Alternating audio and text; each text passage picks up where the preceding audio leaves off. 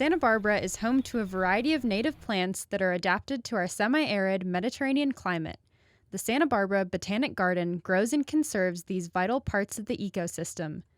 Since its creation in 1926, it has worked to study and conserve California's habitats through gardening and horticultural research of native plants. The garden's 78 acres showcase California's plant diversity and demonstrate the concept of microclimates. There's kind of the bigger climate that we all live here in Santa Barbara, where we have our warm, dry summers, pretty mild winters, but when you start looking at a site on a smaller scale, you'll start to notice that there's a warm side of a building or a cooler side of a building, looking at light. So when you're looking at a microclimate, you really want to think about what does a plant need? Plants need light and plants need water. So how are those things impacted on the site you're looking at? Growing plants at home depends on microclimates in individual yards. Microclimates are small areas affected by variations in confined natural spaces of an ecosystem within a larger climate. The conditions vary around houses depending on soil, biotic, and abiotic features, irrigation levels, mulch, trees, sunlight exposure, and patios also all impact microclimates.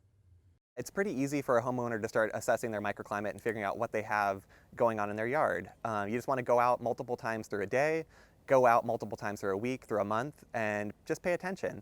We really love native plants because they are actually adapted to live in this very microclimate, making them a very natural and easy to grow choice for any homeowner. We have those plants available at the Santa Barbara Botanic Garden all year round, along with the knowledge and how to care for those plants and how to make the selection for whatever microclimate should occur at your own home.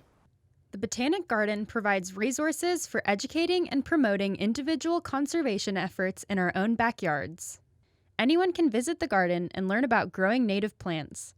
The Waterwise Home Garden is a great place to get inspiration. So we're here in our Waterwise Home Demonstration Garden because we wanted to really showcase that gardening with native plants is easy and that native plants can do all kinds of things. So here at the Home Demonstration Garden we have a lot of different little microclimates that can showcase how these plants can be used for shade, they can be used in hot, dry locations, and it's a great place to learn about how to grow for plants and how to care for plants. The Botanic Garden can aid with gardening by visiting in person, or they also have numerous online resources. California native plants are drought resistant and easy to care for while also contributing to habitat conservation. The purpose of the garden's conservation mission is to benefit the health and well-being of the planet. Learning how to use native plants in your landscape aids in the preservation of California's ecological resources.